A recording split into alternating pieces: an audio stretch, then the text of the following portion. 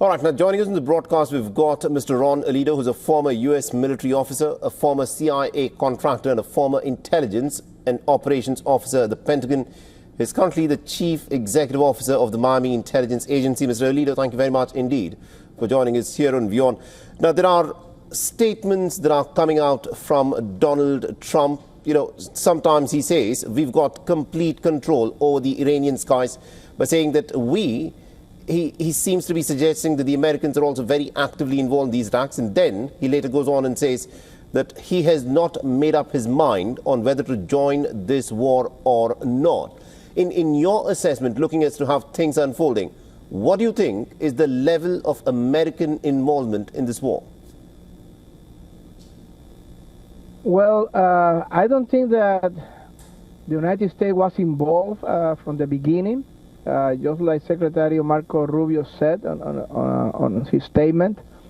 But I think that after the war began, then the United States is helping Israel, at least from the defensive viewpoint, like giving extra air defenses, providing some kind of intelligence and early warning to the missiles that Iran is launching at Israel.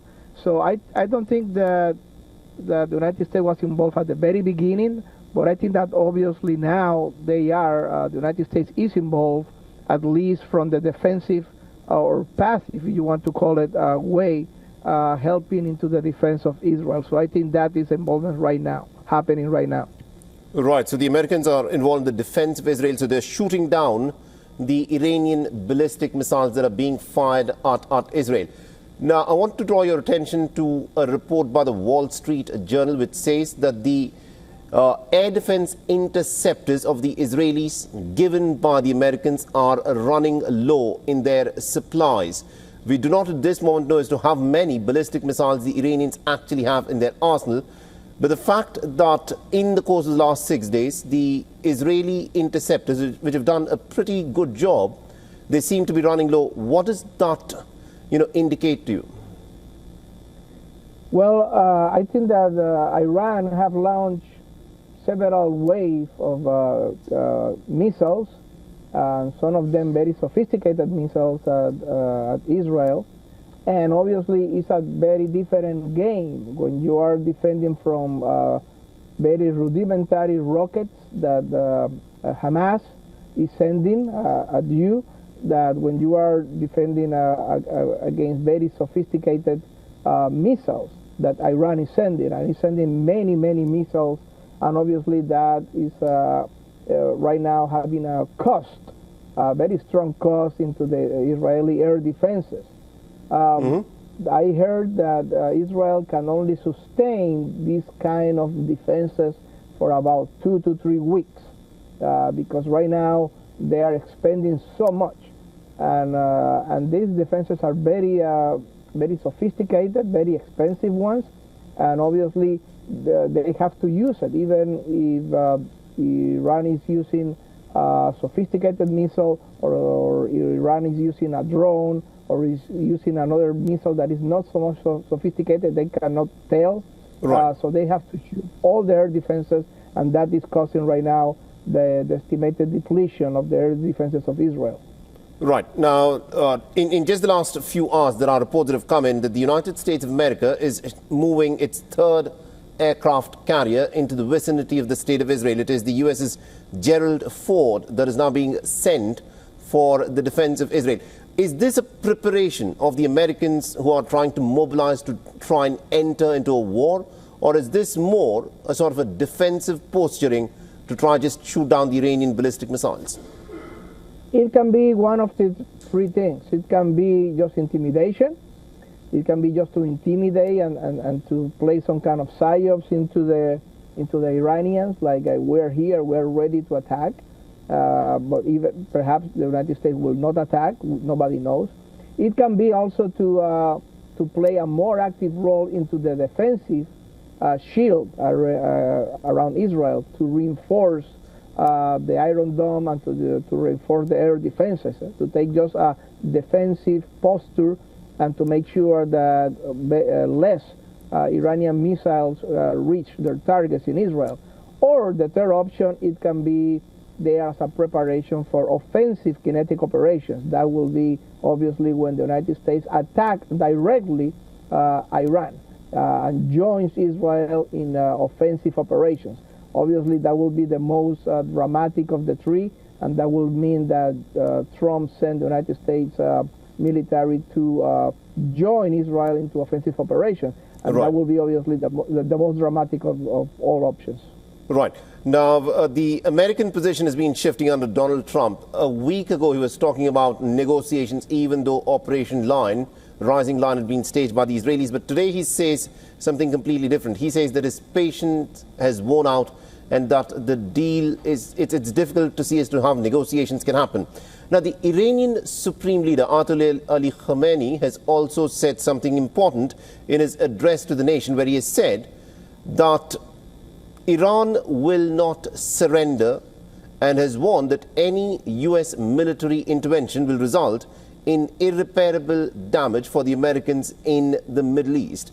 In your assessment, this hardening of the positions by both sides, is it just brinkmanship that is being said? And do you think behind the scenes there could be some back-channel talks that could be ongoing? I think that the talks are still happening. I think that, I mean, not between Israel and Iran, they don't talk, but between the United States and Iran, there might be diplomatic negotiations happening. And as I say before, the main objective of this attack from Israel was to sabotage and stop the negotiations for a deal, for a diplomatic deal about the Iranian nuclear capabilities. But I still that at low level, perhaps there are still communications between the negotiators between the United States and Iran. You need to understand that Trump is under great pressure, during extreme pressure from the IPAC lobby, from the Congress, from a lot of the base of the Republican Party, the evangelical Christians, etc., that are putting a lot of pressure on him for him to join the military action against Iran. So there are some people in his administration, like Tulsi Gabbard, like the Vice President J.D. Vance, that are against this. But there are a lot of people who are pushing him to do that. And the threat that the Iranian leader said is, if you attack us, basically what he said is, we're going to attack the U.S. troops that are currently here in the Middle East. There are troops in Qatar, there are troops in Kuwait, Iraq, Syria. Also, those troops are in danger. Right. Now, you've been a former intelligence officer, Mr. Alito, and I want to draw your attention to a statement that Trump made in his interactions with the media when it was pointed out to him that Tulsi Gabbard, who is the chief of intelligence under Donald Trump's administration, in her assessment had said that Iran is nowhere near getting a nuclear weapon in the near future. He went on to state that he does not care what Tulsi Gabbard thinks. The fact that the American president is rebuffing in such a public manner the chief of the intelligence of the United States of America, what does that tell you? And who is now giving intelligence to Donald Trump if he's not willing to listen to his administration's chief intelligence officer? Well, it's not about intelligence, it's about political and ideological pressure. Something very similar happened when George Bush was in power about 15 years ago. The intelligence agencies said to Congress, Iran is very, very far away from nuclear weapons. And then George Bush, obviously, he being an evangelical Christian, he be under pressure by the Israeli lobby, he said to the press, I cannot control what the intelligence say. So something similar here is happening right now. The intelligence community, the DIA, the CIA, the NSA, etc., they have an assessment based on facts and evidence and intelligence collected through all the sources, humid, SIGINT, Massing, etc.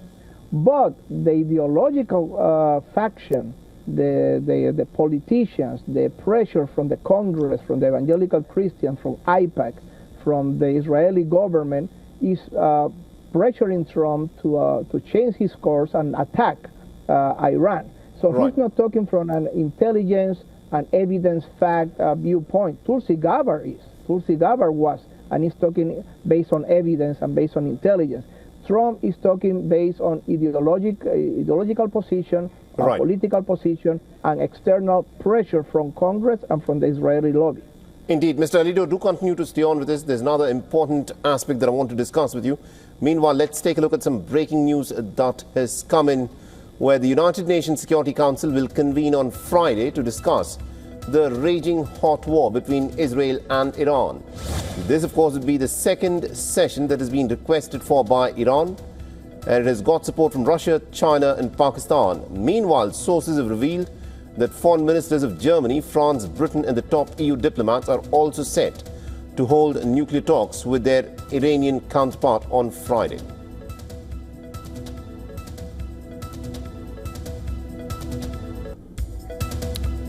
All right, so this, of course, is the latest information that is coming in. We've got Mr. Ron Alido, who is with us. Mr. Alido, we were talking about the political pressures that Donald Trump is subject to. Now, the Republican Party, which has a very big faction, which is all about MAGA, Make America Great Again, wants to put American interests at the heart of America's foreign policy.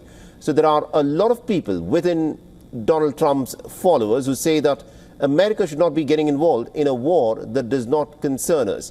And then you also have individuals such as Ted Cruz, who was recently interviewed by one of the big MAGA journalistic intellectuals, Tucker Carlson, where he was asked what is the population of Iran, and he had no idea about it. What is the ethnic composition of Iran? He had no idea about it.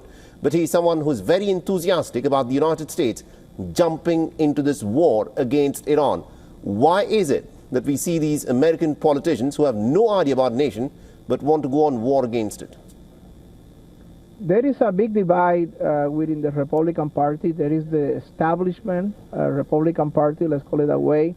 And these people, basically, they follow a globalist mindset. They follow a neocon, what is called the neocon interventionist mindset. And Ted Cruz, obviously, in the interview with Carson, was representing all these points.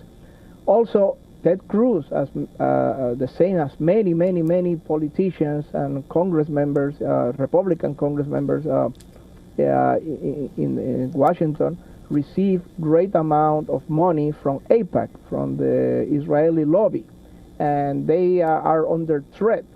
You have to say what we told you to say. You have to vote like we told you to vote, right, or we will support your opponent.